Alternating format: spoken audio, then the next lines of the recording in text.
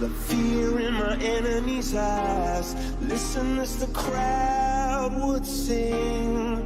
Now the old king is dead, long live the king. 1 minute I held the key. Next the walls were closed on me, and I discovered that my castle stand upon pillars of salt and pillars of sand. I hear Jerusalem bells are ringing, Roman cavalry choirs are singing. Be my mirror, my sword and shield, my missionaries in a foreign field. For some reason I can't explain, once you've done it was never an honest word.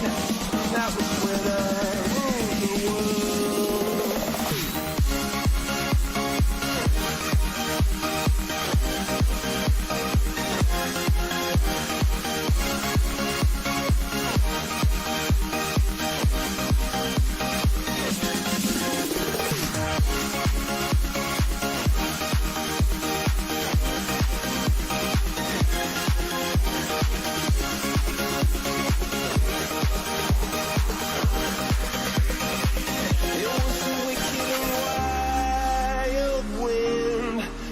Down the doors to let me in, shattered windows and the sound of drums.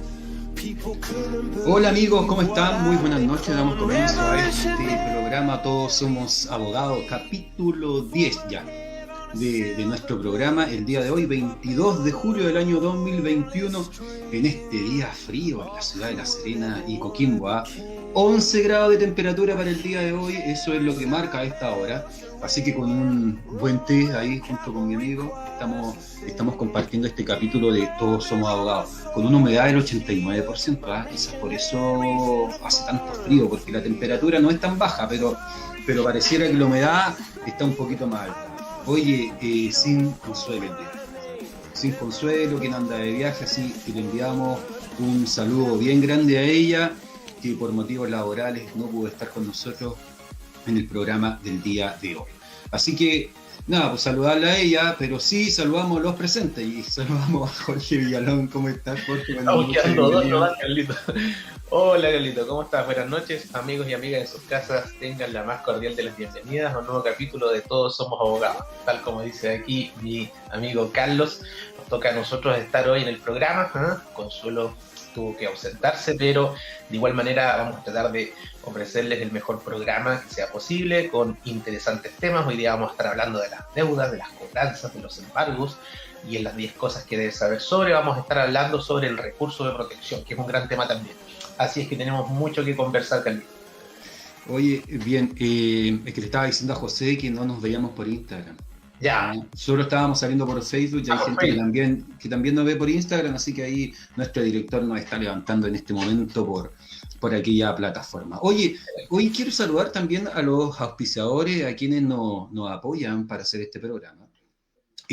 Abogados Serena, Abogados Coquimbo, Abogados Derecho Inmobiliario, ¿no es cierto? Adaro Propiedades y también El Norte, que es esta página, ¿no es cierto?, de noticias que junto con Infórmate Serena están tratando de ser un medio regional importante para tanto nuestra ciudad como también para todo el norte del país. Ahí prontamente vamos a estar cooperando también con ellos, con alguna columnita de interés, así que se nos vienen cosas interesantes ahí con el norte.cl.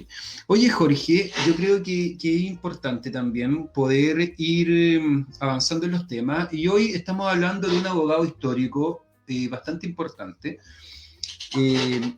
Yo cuando lo busqué me pareció extraño, porque se llama Miguel Patricio Elwin Azócar, pero cuando lo busqué en páginas más seria, por decirlo, no Wikipedia, ¿no es cierto? Claro. Solo aparece como Patricio Elwin Azócar.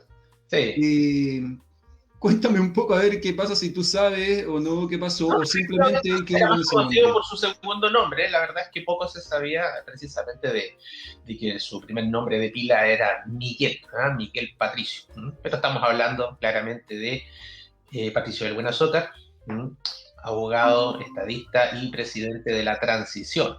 Ya entrando derechamente en materia, hay muchas cosas que podemos decir de Patricio Aylwin. Nació el 26 de noviembre del año 1918 en la ciudad de Viña del Mar. La verdad es que él nace en una familia en donde, por supuesto, iba a tener una adecuada guía en el mundo del derecho, porque su padre, Miguel Aylwin Gajardo, fue abogado, fue juez y llegó a ser presidente de la Corte Suprema de nuestro país en el año 1957, y su madre fue la señora Laura Zócar Álvarez. Realizó sus estudios primarios en el Colegio de los Padres Salesianos de Valdivia, y en cuanto a sus estudios secundarios, estos los cursó en diversas instituciones, en el Liceo de Humanidades de San Bernardo primeramente, después en el Liceo Valentín Letelier de Santiago, y finalmente concluye sus estudios secundarios en el Instituto Nacional Barros Arana, el internado Barros Arana. Y ya en 1936 comienza su relación con el mundo de las leyes, con el mundo del derecho, ingresando a la Escuela de Derecho de la Universidad de Chile, y se licencia finalmente el año 1943 con una memoria, una tesis de grado, ¿verdad?, titulada El juicio arbitral, la que es muy conocida hasta el día de hoy, titulándose ya como abogado en el año 1944. Y antes de comenzar ya lo que iba a ser su trayectoria política, también, por supuesto, él ejerció como abogado, inició sus labores como jurista, ¿verdad?, en el estudio jurídico de Raúl Varela, y entre los años 1945 y 1948 realizó una interesante labor como secretario de la Comisión de la Corte Suprema, que estaba encargada de redactar lo que iba a ser nuestro Código Orgánico de Tribunales, así que él también tuvo ahí una importante participación. Y otra cosa importante que hizo fue su labor docente. Entre los años 1946 y 1947 fue profesor de Derecho Administrativo en las universidades de Chile y Pontificia Universidad Católica de Chile, y también adicionalmente a eso, entre 1946 y 1963, fue profesor de Educación Cívica, una asignatura que es tan necesaria, ¿verdad?, y de Economía Política en el Instituto Nacional de Santiago, hasta finalmente en 1967 llegar a ser nombrado director de la Escuela de Derecho de la Universidad de Chile. Ahora sí, ya entrando en lo que es su vida política, lo primero que hay que destacar ahí es que durante los años 1951 y 1952 fue presidente de la Falange Nacional y posteriormente ya participa en la fundación de lo que iba a ser el Partido Demócrata Cristiano. Partido del cual, entre paréntesis, en el año 1958 fue presidente de dicho partido.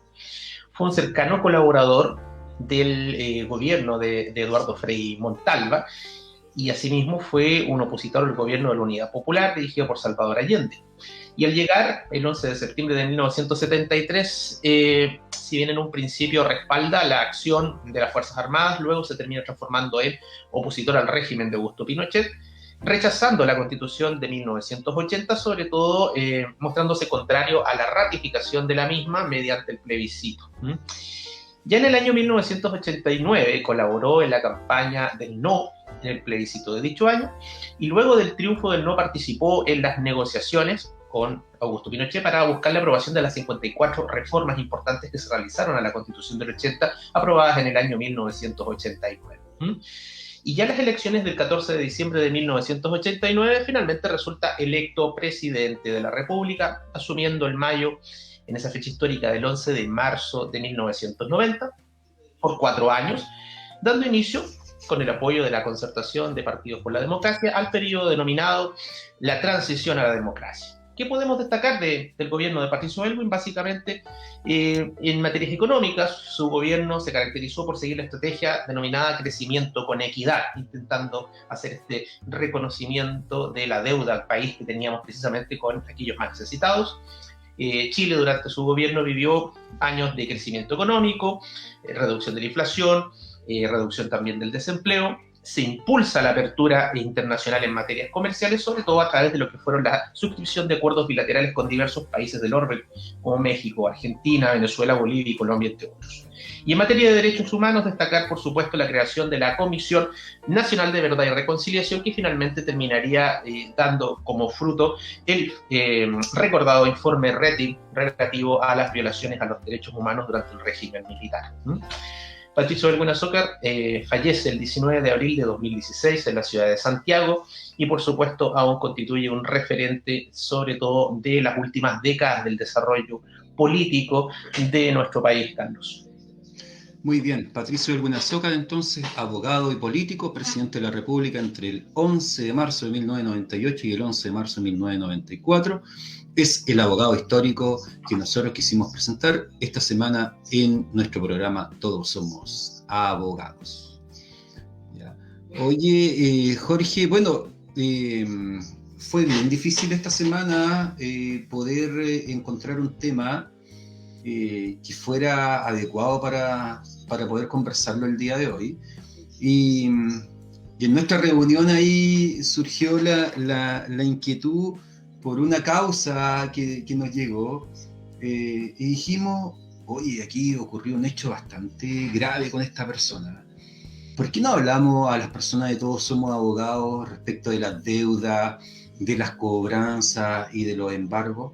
Y porque uno muchas veces cree conocer de estas cosas, pero no están así. La verdad es que no están así, Carlos. De hecho, yo te podría comentar, una de las primeras cosas que me llamó la atención ya en esos años en que recién me iniciaba mis labores profesionales es el grado de desconocimiento que se tiene de normas, no tan solo por personas comunes y corrientes, sino a veces por personas relacionadas al mundo empresarial, por ejemplo, que uno asumiría a priori, ¿verdad?, que podrían encontrarse mejor posicionadas para tener mayor dominio, mayor manejo de ese tipo de conocimientos por la cantidad de veces que lo han de necesitar precisamente en las gestiones que involucra precisamente administrar una empresa. Bueno, antiguamente se enseñaba en los liceos, y ahí la gente a lo mejor me puede corroborar, se hacía esta educación, no era educación cívica, no era educación financiera. No, la verdad es que la educación financiera yo veo que recién se está iniciando un poco. He visto, por ejemplo, en los libros de colegio de mi hijo de repente que aparece ahí algo en economía, como que meten una arista pequeñita de educación financiera, pero la verdad es que es necesario tener bastante más que eso para poder desempeñarse con mayor seguridad en el mundo de la... ¿Y cuáles son las formas más comunes de endeudarse? ¿Qué crees tú? A ver, ¿cuáles son las formas que podemos encontrar? Lo más conocido para las personas generalmente tiene que ver con deudas con casas comerciales, ¿verdad? La utilización de instrumentos de pago como las tarjetas de crédito, y si hablamos de montos más cuantiosos, quizás ya estamos hablando de operaciones como créditos de consumo, hasta llegar a los créditos o los mutuos hipotecarios, con los bancos, precisamente, que es una materia bastante más compleja, insisto, por los montos que involucra y por el tipo de garantías también que uno suele ver relacionadas y no involucradas, como las hipotecas, por ejemplo. Jorge, mira, yo apuesto a que las personas que nos están viendo, tanto por Instagram como por Facebook, si yo les dijera cuánto es la deuda que tiene usted, yo creo que no saben. O no conocen algunas cosas. Tú dices la deuda consolidada, así como el monto claro, la carga financiera de la persona. Claro, o sea, la que sabemos que existe porque nos endeudamos con una casa comercial, con un banco, ¿no es cierto? Claro. Que firmamos un pagaré, algún documento. ¿Tener la cifra a la vista o en la memoria? Yo creo que no. Es difícil, ¿no es cierto? Pero yo hoy les voy a mostrar, porque una de las formas para poder saberlo es el DICOM, que es un informe comercial que se paga. Pero nosotros podemos encontrar otra forma, que es la comisión, ¿sí? Tú ayúdame, Jorge, ahí mientras yo comparto la comisión para el mercado financiero, ¿no es cierto? Exactamente. La comisión para el mercado financiero a lo mejor no le suena tanto a las personas. Es un órgano relativamente nuevo, lleva pocos años, ¿no es cierto? Pero reúne las competencias de lo que antiguamente era, por una parte, la Superintendencia de Bancos e Instituciones Financieras, la SBIF, y la Superintendencia de Valores y Seguros, ¿ya?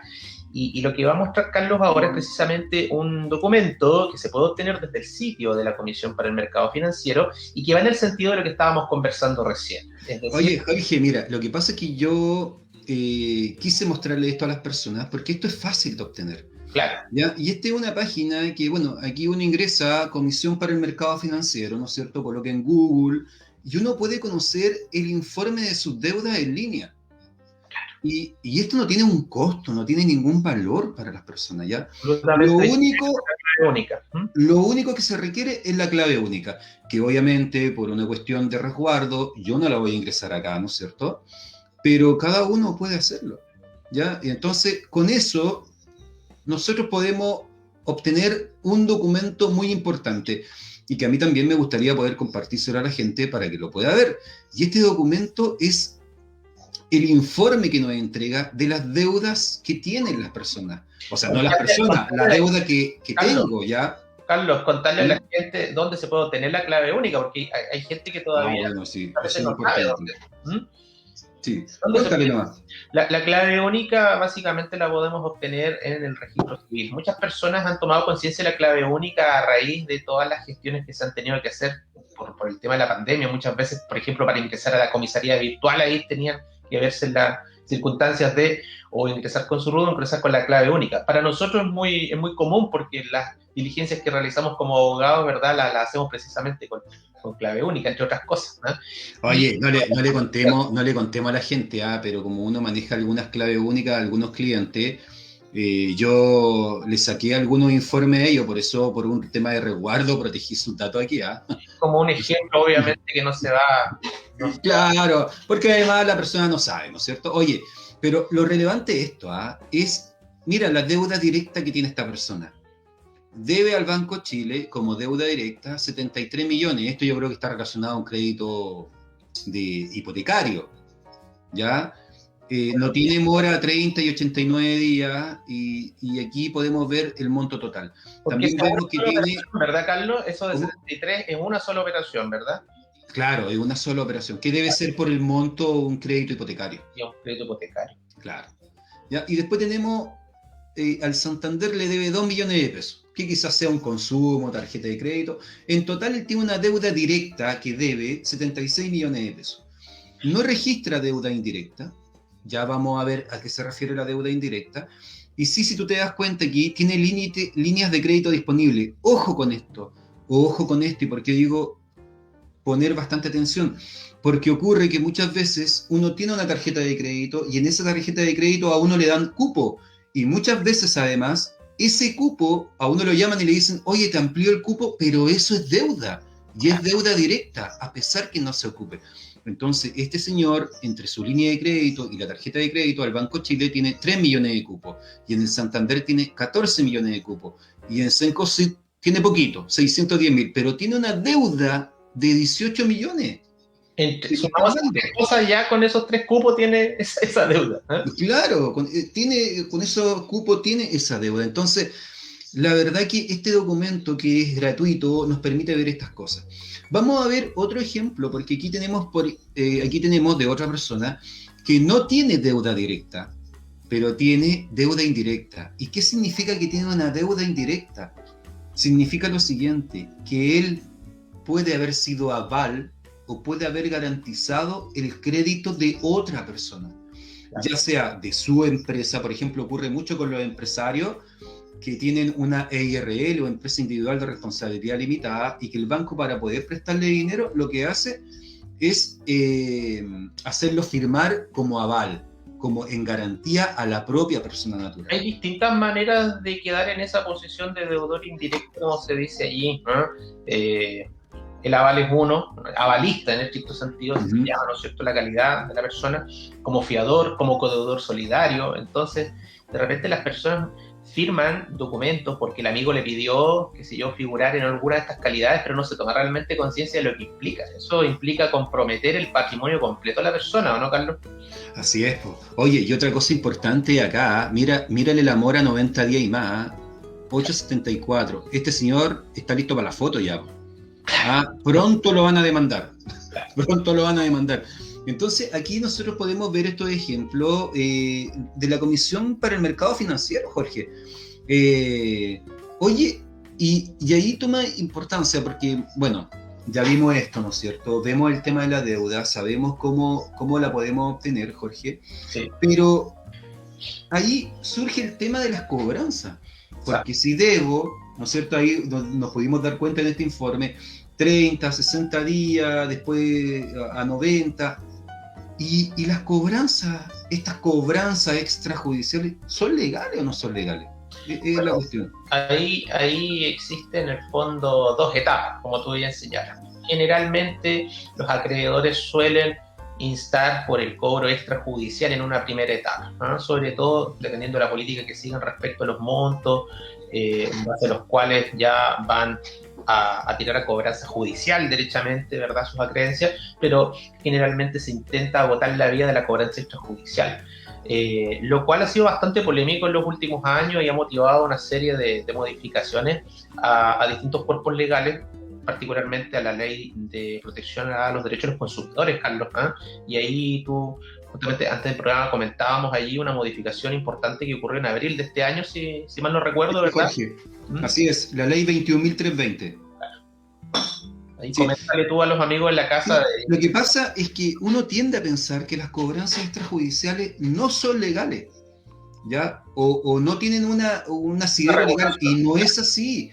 Lo que es ilegal es las conductas abusivas que puedan realizar las empresas de cobranza extrajudicial, y eso es lo que está regulado, y sobre todo esta ley, la 21.320, vino a modificar lo relacionado con la cobranza extrajudicial, Jorge, ya en relación a eso.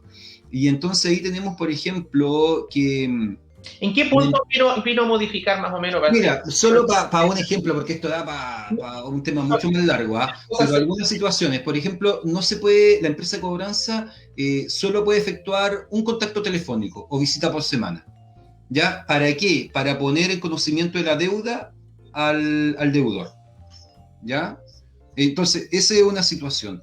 ¿Qué otra situación se puede dar? ¿En tiempos de pandemia considera algún tipo de norma esa modificación? Sí, hay una modificación ya que dice que, y te lo voy a leer textual, dice, y por los 60 días posteriores al término de la última de sus prórrogas, las llamadas o visitas de cobranza extrajudicial podrán realizarse solo 2 veces al mes respecto de cada deudor. O sea, en estos tiempos de pandemia, hasta septiembre, solo te pueden llamar 2 veces. El otro día me llamaron a mí, no por una deuda. O sea, me andaban buscando a una persona a mi teléfono y yo le dije, ¿sabes qué? Si me sigues llamando, yo te voy a denunciar. Y no me llamaron más. ¿Ya? No me llamaron más porque además era otra persona. Ellos saben de esta ley, la conocen. ¿Ya? Porque además, mira, ¿qué otra cosa importante hay, Jorge, ahí? No informar de las deudas a familiares, al jefe, una práctica súper recurrente en las empresas de cobranza. Claro. ¿Ya? Claro. Llamadas solo en días hábiles, de 8 de la mañana a 20 horas. ¿Ya? Y ojo, esto es re importante y sobre todo para el tema de los abogados, para los abogados. No enviar documentos que aparenten escritos judiciales. Uy, eso es muy extendido como práctica, una muy mala práctica.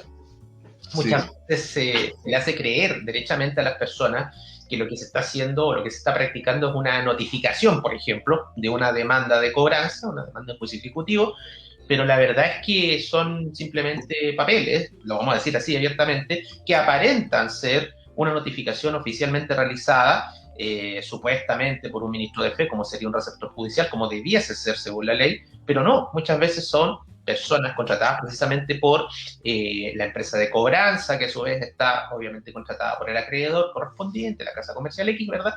Y se hace con la única y expresa finalidad de que la persona se asuste y se acerque a las dependencias de las empresas para efectivamente ponerse al día o repactar muchas veces en condiciones que no son las más ideales o las mejores o las que la ley en el fondo señala, ¿no? Entonces hay que tener muchísimo cuidado con eso. Claro. Entonces, mira, ya le hemos señalado a la gente el tema de las deudas. Cómo conocerlas, cuáles son las deudas, ¿no es cierto? Le hemos dicho a la gente el tema de las cobranzas. Ojo con aquello. Jorge, pero ¿qué pasa con... o sea, porque además hablamos de la cobranza extrajudicial. Tú dijiste, hay una cobranza judicial. Entonces, ¿cómo sé efectivamente? Y aquí es importante, y la gente también tiene que tomar conocimiento. ¿Cómo sé que estoy siendo demandado judicialmente? ¿Con el papel que me llega a la casa? ¿De la demanda?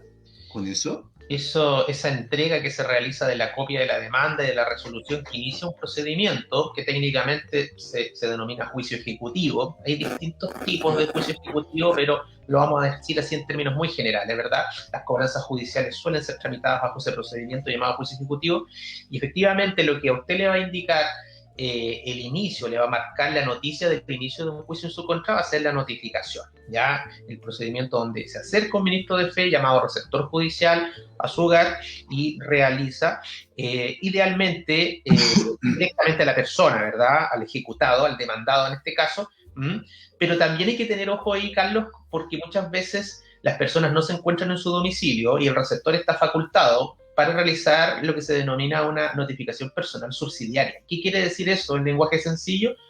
Que si el receptor va a usted a buscarlo a su casa y usted no se encuentra allí, pero recaba información, por ejemplo, con los vecinos y logra certificar que efectivamente es su domicilio y que usted se encuentra en el lugar del juicio, posteriormente puede pedir una autorización al tribunal para simplemente dejarle, por ejemplo, por debajo de la puerta de su hogar, la copia de la demanda y de la resolución dando inicio al procedimiento.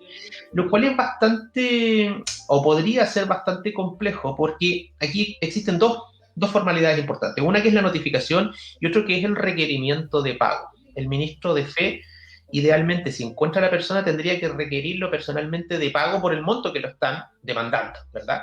Pero si usted no se encuentra y lo notifican así, lo dejan citado a la oficina del receptor, ¿ya? Señalando el lugar, la fecha y la hora en la cual usted debe comparecer. Y si usted no tenía idea de que tenía que asistir, o no le tomó asunto, no le tomó importancia, el receptor lo va a dar por requerido de pago. ¿Por qué es tan importante eso?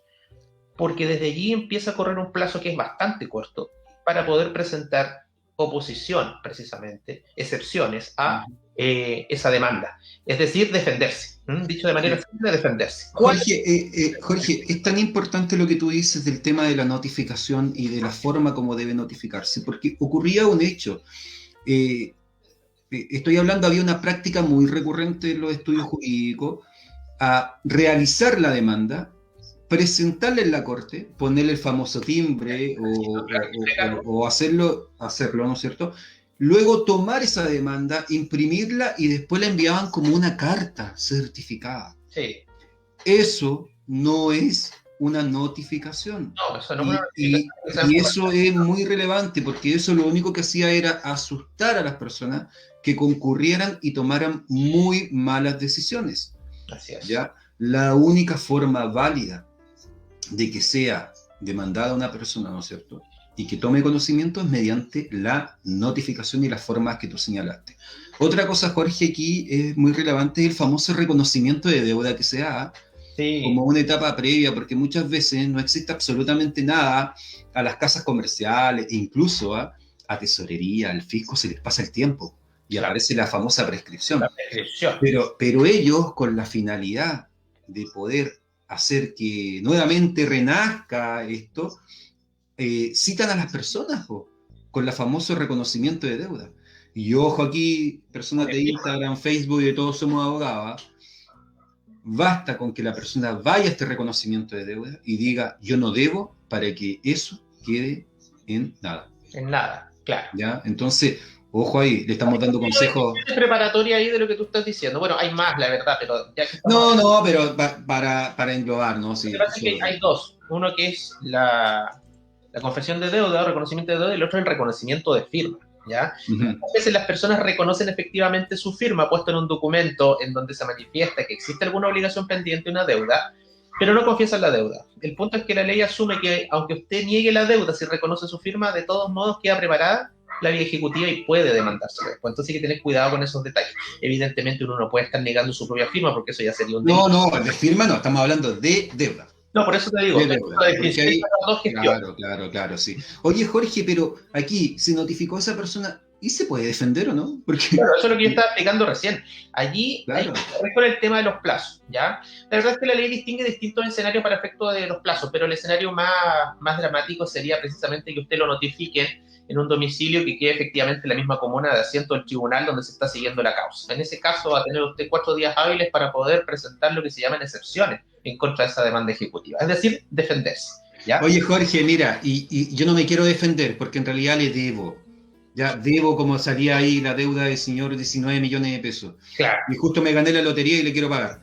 Entonces, es más conveniente que vaya y pague a la empresa directamente, vamos a suponer a Banco Chile, le pago los 19 millones, o si ya estoy demandado, lo mejor es que pague en el tribunal? ¿Cuál sería el consejo que tú le darías a las personas que nos están viendo? Lo he visto tantas veces, Carlos, la verdad es que desde que empezaba yo a litigar en estas cosas, las personas de buena fe muchas veces concurren ante el acreedor directamente, ante la casa comercial, ante el banco, y no voy a decir que en todos los casos, pero en muchos casos ocurría que los obligaban a repactar en condiciones bastante lejanas a lo que la ley indica, por decirlo de manera elegante. Claro. Por lo tanto, el consejo siempre sería, si usted debe y quiere pagar, pague directamente en el tribunal, porque allí se está asegurando de partida que le va a quedar una constancia fehaciente del pago y que le van a estar cobrando lo que en derecho corresponde, no con exceso, no imputándole otro tipo de gastos, a lo mejor como precisamente los gastos de cobranza extrajudicial que estábamos hablando recién por sobre los montos que la ley permite y ese tipo de cosas. Entonces siempre va a ser mucho más seguro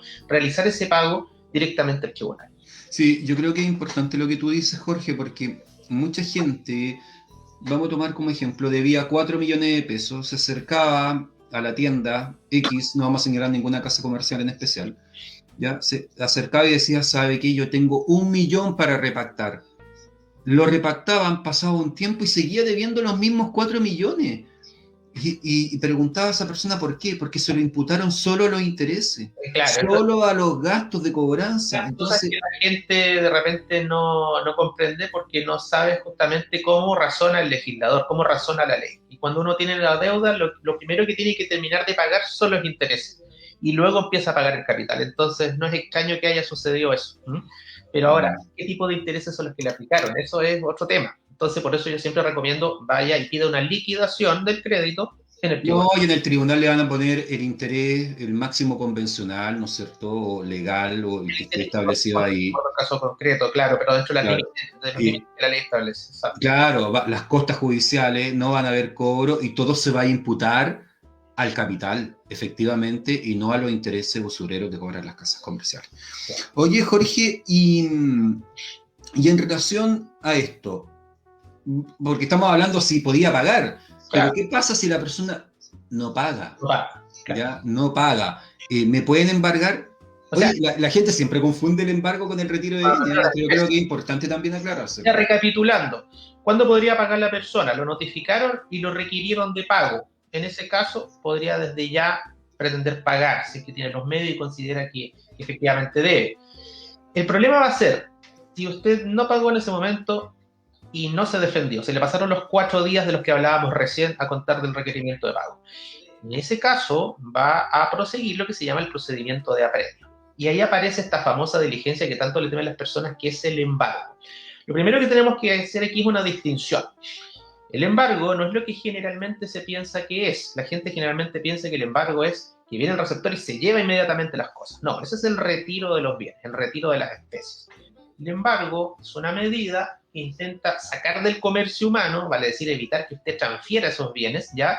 Y que va acompañado generalmente de la confección de un inventario, ¿ya? Materialmente, entonces, el ministro de Fe, el receptor judicial, llega a su casa, ingresa, y aquí incluso se podría hacer con el auxilio de la fuerza pública si es que usted se opone, entre paréntesis, ¿ya?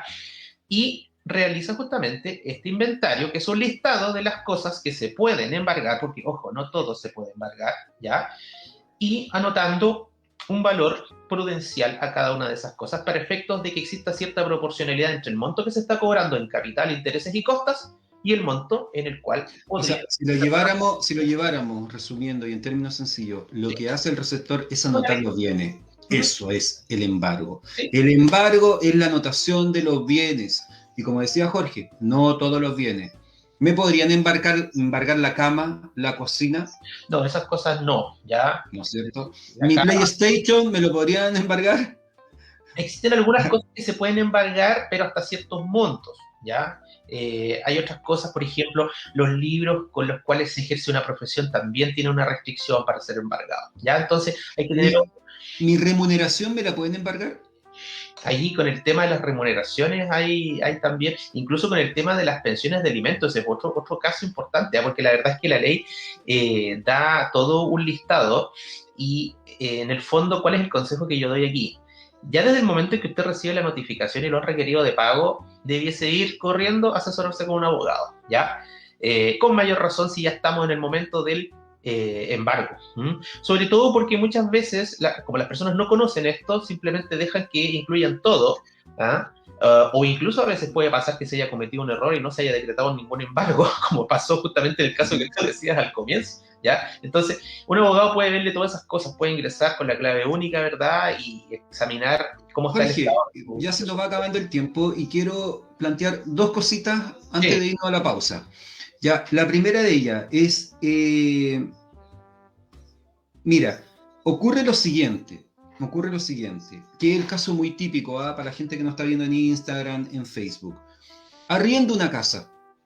Antes vivió ahí una persona que tenía mucha deuda, ¿ya?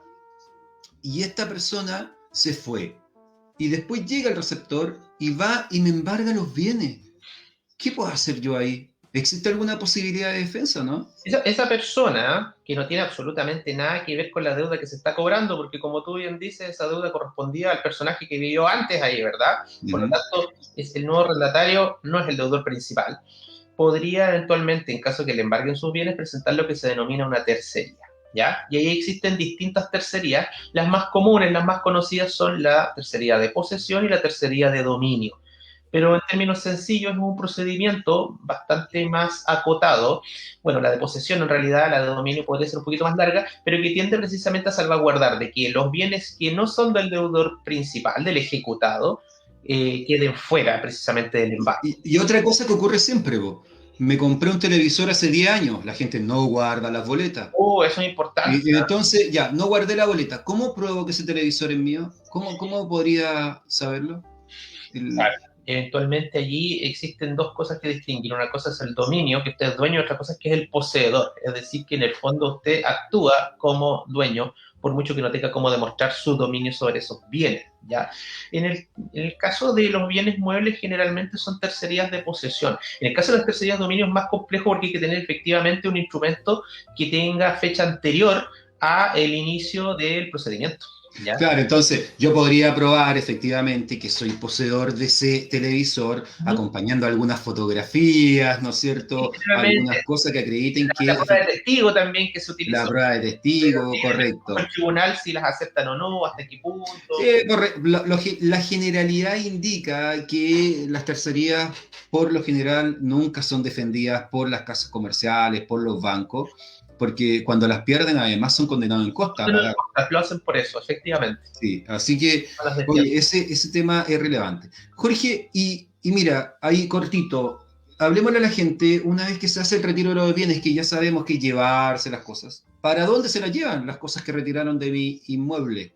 Es que hay que distinguir, porque muchas veces, claro, si estamos hablando de los bienes muebles que guarnecen el hogar, típico homenaje del hogar, allí el destino de esos bienes es ser rematados por un martillero. Por lo tanto, cuando se produce ya el retiro de los bienes, que entre paréntesis nunca puede ser antes de 10 días a contar de la fecha del embargo, se le hace llegar al martillero, ¿ya?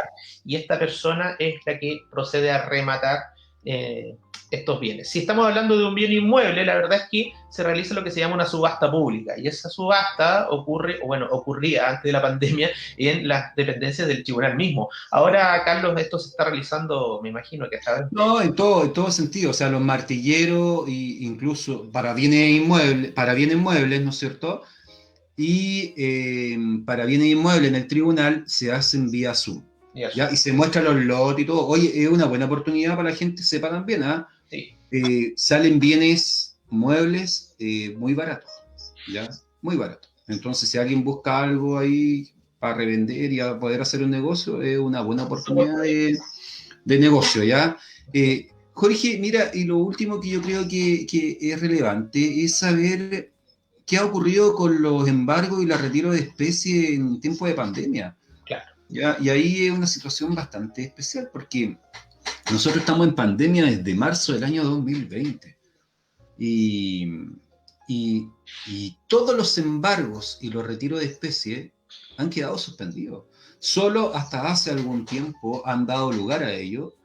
¿Y por qué están suspendidos los retiros de especies y los embargos? Incluso los lanzamientos en los juicios de arrendamiento. Y están suspendidos por una cuestión de cuidado de los policías y de cuidado de los receptores que tienen que hacer esta diligencia porque no pueden ingresar a cualquier domicilio. Además, los tribunales han sido súper reacios en dar lugar a esto. Entonces, para las personas que han tenido estos problemas, ¿no es cierto? Es muy relevante que sepan, ¿no es cierto?, que en algún momento, si es que le tienen embargado bienes, o si le van a retirar, lo van a hacer. Y pronto, porque en septiembre parece que finaliza el estado de excepción. Claro, si no entonces, todo va a volver a la normalidad, ¿no es cierto?, entre comillas. Oye, Jorge, se me pasaron el tiempo volando, se nos quedaron algunas cosas que conversar. José ya me está poniendo la música para irnos al corte. Yo aprovecho de invitar a las personas que nos están viendo tanto por Instagram como por Facebook, que nos envíen sus preguntas, si tienen alguna duda respecto de las deudas, ¿no es cierto?, de las cobranzas, de los embargos, sobre todo también porque lo quería comentar, hay estudios jurídicos que se llaman defensa algo, ¿no es cierto?, claro. Deuda, no sé qué cosa. Ojo con eso, porque no hay muchas posibilidades de defensa cuando uno debe, ¿ya? Entonces terminan pagando demasiado dinero a esos estudios jurídicos y en realidad al final el resultado muchas veces no es el más adecuado. En otro capítulo vamos a hablar de la famosa ley de insolvencia. Sí, y vamos a hablar de ella porque creo que es importante que cuando una persona está en insolvencia, no puede pagar sus deudas, es importante que sepa que también hay posibilidades de volver a reemprender. Por eso se llama ley de insolvencia y reemprendimiento. Entonces, eso yo creo que es muy, pero muy relevante. Oye, vamos a la pausa y volvemos. Oye, vamos a volver con otro tema muy interesante, Jorge, a las 10 cosas que debes saber del recurso de protección. Así que vamos y volvemos, no se vayan, solo 2 minutos.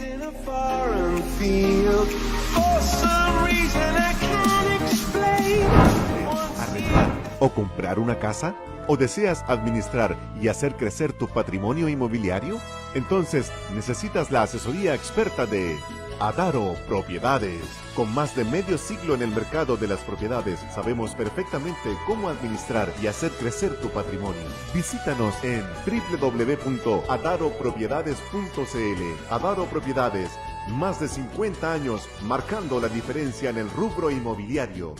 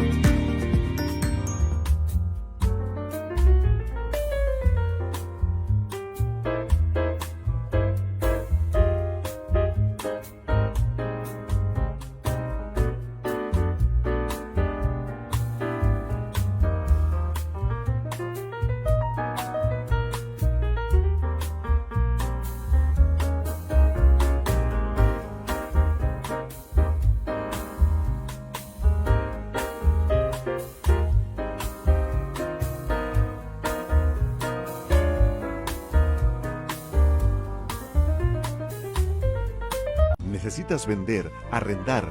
Bien, amigos, hemos vuelto a esta segunda parte de nuestro programa Todos Somos Abogados el día de hoy, 22 de julio del año 2021, y cuando ya son las 21:46 de la noche. Oye, qué agradable es cuando uno, qué agradable para uno, ¿no es cierto? Habla y se le pasa el tiempo, pero volando. Oye, en razón de eso yo también quiero saludar a la gente. Hemos tenido una muy buena convocatoria hoy y yo creo que es importante saludarla. Oye, voy a saludar a las personas que nos están viendo por Facebook. Johnny Cerezo nos manda su saludo. Paola Carnas nos decía en su momento cuando comenzamos, nos pone una carita de mucho frío. Sofía Pizarro nos manda ahí una carita también contenta y feliz, así que estamos saludando también. Y también a Richard Valdivia, que también nos mandó su saludo, a Jocelyn Geraldo, a Irene Carvajal, a Marcelo Araya, dice, buen programa, recordar también que existe la ley 20.720 que incorpora procedimientos para personas y empresas. No se preocupe, don Marcelo, que prontamente estaremos hablando, ojalá el próximo programa, y a ver si también usted se compromete a poder asistir y contarle a la gente. Moni Busto, oye, aquí nos dice algo importante, nos dice, favor también culturizarse antes de obtener crédito. Yo creo que eso es importante. Educación financiera. La famosa educación financiera. Y David Araya nos dice saludo al profesor Jorge Villalobos. Oye, y por Instagram también saludamos a las personas que se conectan. Siempre es muy difícil porque no aparece el nombre, pero aquí veo algunos. A Rosa Escobar, a Javivi Vega, nos dice excelente profesor, y abogado de Derecho Inmobiliario también nos saluda. Amigo y colega desde Copiapó, un saludo también para todas las personas que nos ven. Oye, Jorge, ahora tenemos que ver las 10 cosas que debes saber sobre el recurso de protección. Es importante, es un recurso bastante conocido. Oye, en su momento yo me acuerdo cuando nosotros fuimos a exponer a México, me acuerdo que los mexicanos hablaban siempre de su recurso de amparo. Claro. Y ellos hacían todo por el famoso recurso de amparo. El recurso de amparo de los mexicanos equivale a lo que es nuestro recurso de protección, ¿no? Nosotros también tenemos un recurso de amparo, pero que está reservado para ciertas cosas más relacionadas con la seguridad personal, la libertad individual, cautelar solamente esas cosas. Allá el amparo constitucional es el equivalente a nuestro recurso de protección. Oye, pero ellos no tramitaban nada de forma normal. Es lo sorprendente, y es una de las primeras cosas que vamos a dejar en claro, cuando ya tú vas a compartir la presentación. Estoy en eso. Claro, porque nuestro recurso de protección es una acción bastante especial, ¿ya? Y ahí efectivamente aparece como primer punto, bueno, ¿qué es el recurso de protección? Que tanto se habla y muchas veces se ve en las noticias, ¿verdad? Es un derecho, ¿verdad? Es una acción en realidad, es una acción que nos permite acudir a los tribunales, pero específicamente para solicitar la protección de ciertos derechos, ¿ya? Y no cualquier derecho, Carlos, sino derechos del más alto nivel, porque son derechos fundamentales que están reconocidos y garantizados en nuestra Constitución política. Ahora, vamos a ver qué es lo que pasa también con este recurso en la nueva Constitución. En la nueva Constitución. ¿Cómo queda la configuración? Pero por lo pronto es un recurso que existe, ¿no es cierto?, y se puede utilizar. Exactamente. Pero tiene ese objetivo específico. Jorge, y respecto de los derechos y libertades amparados por el recurso de protección, ¿puedes nombrarle alguno a las personas para que...? Sí, eso es importante, porque la verdad es que nuestra Constitución establece todo un catálogo de derechos fundamentales en el artículo 19, pero no todos esos derechos están garantizados con el recurso de protección. ¿Cuáles sí? Por nombrar algunos. Derecho a la vida, igualdad ante la ley, el derecho a ser juzgados por tribunales que establece la ley, el derecho a la protección a la vida privada y a la honra de las personas, la inviolabilidad del hogar y la comunicación privada, la libertad de conciencia y la libertad de culto también, el derecho a elegir el sistema de salud, curiosamente el derecho a la salud como tal no, pero el derecho a elegir el sistema de salud, si usted quiere estar en el sistema estatal o público o el sistema privado, eso sí está garantizado, la libertad de enseñanza, la libertad de opinión e información, reunión, asociación, libertad de trabajo, sindicalización, y después ya las libertades que tienen que ver con contenido más económico, la libre iniciativa en materia económica, el derecho a adquirir toda clase de bienes, el derecho de propiedad, y que también incluye el derecho a la propiedad industrial o intelectual, y por último el derecho a vivir en un medio ambiente libre de contaminación. Entonces, ¿cuál es el objetivo del recurso de protección? ¿Qué es lo que busca? El objetivo es una cosa bastante precisa, que pudiéramos denominar restablecer el imperio del derecho. ¿Por qué? porque esto tiene lugar cuando se producen vulneraciones a estos derechos fundamentales, mediante un acto o una omisión que sea arbitraria o ilegal y que provoque precisamente una privación, una perturbación o una amenaza en el legítimo ejercicio de estos derechos, ¿ya? Por lo tanto, el contenido de lo que se tiene que pedir a través del recurso de protección es muy específico, solamente en estos casos. Jorge, mira, en el punto 4 tú señalas qué requisitos formales debe tener el recurso de protección. Y yo creo que esto es relevante porque nosotros hemos visto el famoso recurso de protección que en un momento colapsó las Cortes de Apelaciones, que era por el alza de la ISAPRE. Y ese lo podía presentar cualquier persona. ¿Es así o no? ¿Lo puede presentar cualquier persona sin necesidad de contar con un abogado? Así es. La verdad es que se deja abierta esa opción, ¿ya? ¿Qué tan recomendable es concurrir sin abogado? La verdad es que si no tiene la manera de poder hacerse patrocinar por un abogado, claro, es bueno que exista abierta esa posibilidad. Pero si puede hacerse asesorar, yo lo recomiendo 1000%, porque la verdad es que sin perjuicio de que efectivamente es un procedimiento relativamente desformalizado, ¿ya? Que incluso se puede presentar a través de otros mecanismos, ¿ah? Lo ideal es lo que aparece allí en la presentación, que dice que tiene que ser por escrito, porque da mucho mayor lugar a poder... Se podía hasta por fax. Sí, de hecho, cuando existía el fax, incluso hasta por fax, ¿ya? Y no es necesario incluso que la misma persona afectada con la vulneración del derecho lo haga, puede ser un tercero en su nombre y representación, ¿ah? Pero yo aconsejo que vaya patrocinado por un abogado, sobre todo aquellos que son más complejos. De hecho, en el caso que tú mencionas, se da mucho eso, que hay colegas que se dedican solo a tramitar recursos de protección para recurrir en contra del tema del alza de los precios de las ISAPRES, de los planes de las ISAPRES. Y es más, no le cobran nada a las personas. Exactamente, lo vamos a ver en el punto final cuando veamos. No le cobran nada, y es más también, en algún momento era tanta las ganas que tenían de presentar recursos de protección que le pagaban a las personas para que le enviaran. Claro, porque las litigando a ese nivel, ¿no es cierto? Que tiene dos instancias, se puede llegar hasta la Suprema a litigar con esto, ¿verdad? Cubrían con creces cualquier posible... Pagaban 100.000 pesos porque le enviaran el alza de la ISAPRE. Claro, porque las costas eran superiores. O sea, ahí era al revés. Era al revés. Claro, el abogado le pagaba al cliente. Claro, bueno, porque las costas eran superiores. Oye, Jorge, ¿y dónde se debe presentar este recurso de protección? Como los derechos que protege esta acción tan especial de carácter constitucional son tan relevantes, la verdad es que aquí la Constitución indica que el tribunal que conoce en primera instancia son las Cortes de Apelaciones, y en particular la Corte de Apelaciones del lugar específico en donde se ha cometido este acto u omisión arbitrario o ilegal, ¿ya? Hay que entender que las Cortes de Apelaciones, por regla general, el territorio jurisdiccional de las Cortes coincide con la región, ¿ya? Salvo algunas excepciones, como el caso de la región metropolitana, en donde tenemos dos Cortes de Apelaciones, la Corte de Santiago y la Corte de San Miguel, por ejemplo, por nombrar un caso, ¿ya? Pero en el caso de la Corte de la región de Coquimbo, la Corte de Apelaciones de La Serena tiene jurisdicción sobre todo el territorio de la región. Jorge, ¿y quién puede interponer el recurso de protección? La verdad es que allí existe una titularidad bastante amplia. No se restringe a personas naturales o jurídicas, pueden ser ambas, puede ser un grupo de personas, una asociación incluso que haya sufrido estas vulneraciones de las que hablábamos recién, y también un tercero en representación de los afectados directamente por estas vulneraciones. Así es que es bastante amplia la titularidad.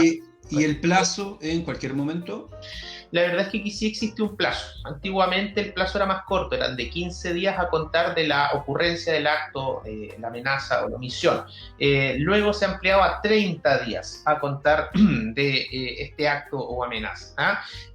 La verdad es que allí, para efectos de contabilización del plazo, hay que distinguir, porque muchas veces ocurren las cosas pero no llega noticia de los afectados. Entonces allí también hay un matiz, puede ser a contar de el momento en que ocurre el acto o omisión, o a contar de que se tenga conocimiento de la ocurrencia de este acto u omisión, lo cual es súper importante porque tiene que ser materia de prueba precisamente para demostrarle a la Corte que uno ha presentado dentro del plazo este recurso. Jorge, bueno, ¿cómo es la tramitación de este recurso? Comparativamente a los otros procedimientos que tenemos en nuestra legislación, la verdad es que es un procedimiento bastante abreviado, ¿ya? es un procedimiento muy concentrado, es de carácter inquisitivo en el sentido de que el tribunal hace avanzar precisamente este procedimiento, y básicamente consiste en lo siguiente: se presenta el escrito del recurso, la Corte lo provee básicamente solicitando el informe a quien aparezca como recurrido. ¿Quién es el recurrido? La persona natural o jurídica o la institución estatal, porque muchas veces es contra el Estado precisamente, un servicio público, que aparezca como quien ha realizado el acto o ha cometido la omisión que se está imputando, ¿ya?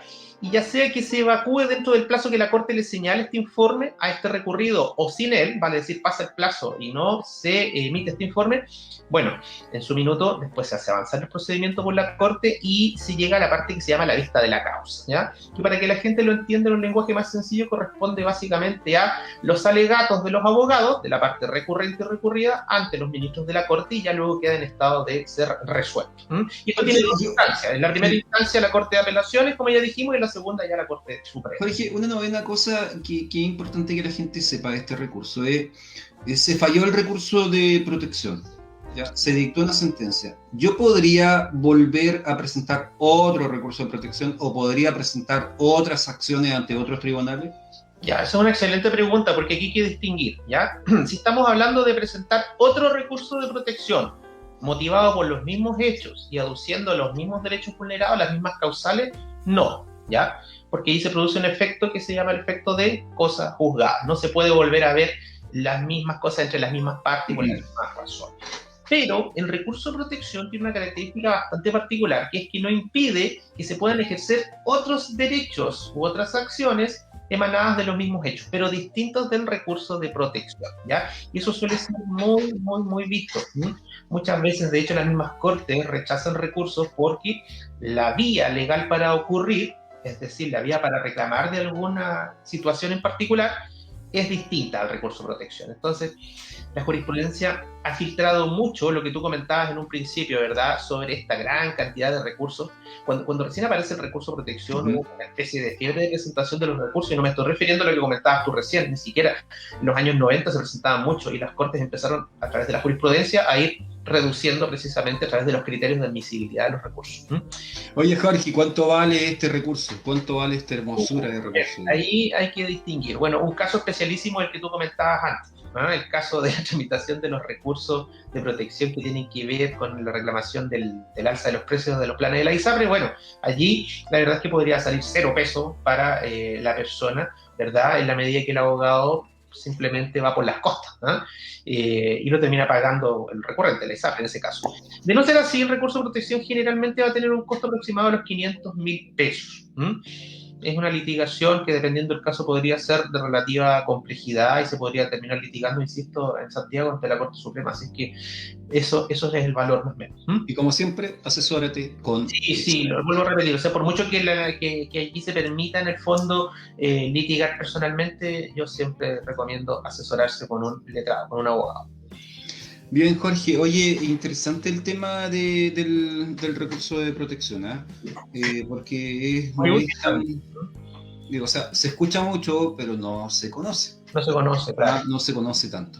Oye, Jorge, mira, hay una pregunta en relación a lo siguiente, que estábamos hablando respecto de los embargos. ¿Me pueden quitar mi casa por una deuda de un tercero?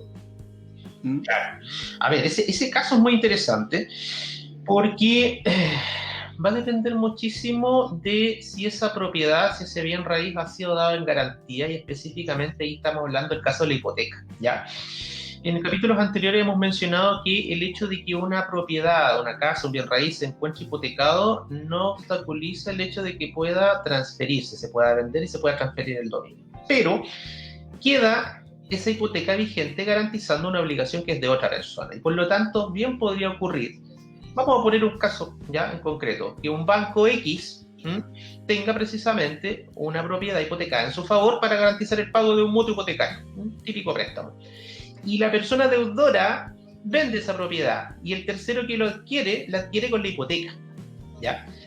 La pregunta es, ¿podría el banco quitarle a esa tercera persona que compró la propiedad esa casa para hacerse pago con la misma, producto de la hipoteca? La respuesta es que sí, ya eso se hace en un procedimiento que se denomina el procedimiento de desposeimiento del tercer poseedor de la finca hipotecada. Por lo tanto, eso podría ocurrir. Por eso que es tan importante lo que hemos mencionado en capítulos anteriores respecto a hacer el estudio de títulos antes de adquirir la propiedad, ¿ya? Entonces, la única manera que tiene esa persona, en principio, es poder pagar la deuda, que no es de ella, porque es una deuda personal de quien le vendió, y después repetir, es decir, demandar a este deudor personal, que fue el vendedor de la casa que adquirió, para que le devuelva el monto, porque corre efectivamente el riesgo de que esa propiedad sea sacada a remate y la podría perder. Así que ojo con eso. Bueno. Bien, Jorge, oye, con esto ya estamos casi terminando el programa. José, ya me empieza a tocar la musiquita ya, porque son ya las 22 horas. Oye, yo creo que quedaron algunos temas pendientes que vamos a tener que verlo en capítulos posteriores. El DICOM es un tema... La ley de insolvencia. Hoy, y la ley de insolvencia, que ya don Marcelo Araya se está comprometiendo a venir, se está comprometiendo a venir a explicarnos todo lo que dice en relación con la ley de insolvencia y reemprendimiento. Jorge, palabra al cierre del día de hoy. Se me pasó volando el programa, estuvo interesantísimo, hartas cosas que conversar ahí y cosas muy útiles y que es bueno que las tengan presentes al momento, por ejemplo, de comprar una propiedad o al momento que usted lo esté notificando de alguna cobranza judicial, recurra al abogado a tiempo, por favor, que no les pase que se le pase el plazo, por ejemplo. Y bueno, nos estaremos encontrando con otro tema interesante y con interesantes invitados la próxima semana en Todos Somos Abogados. Gracias, Jorge. Oye, despedirnos de las personas que nos vieron por Instagram. Ya van quedando poquitos, se van saliendo, ya se van despidiendo, pero tuvimos una alta sintonía por esa plataforma. Así que agradecerle a todos los que nos vieron por ahí. Y también por Facebook, que también tuvimos altos pics de sintonía. Así que también darle las gracias a todos los que nos ven semana tras semana, ¿no es cierto?, en nuestro programa Todos Somos Abogados. Así que, bueno, esperarlo el próximo jueves con un tema tan interesante como el del día de hoy, ¿ya? Y nada, pues que pasen un lindo fin de semana y nos vemos. Y a la Consuelo también desearle que le vaya muy bien en su viaje y en su trabajo. Así que nos vemos la próxima semana en este programa que se llama Todos Somos Abogados. Chao, chao, amigos, que estén muy bien.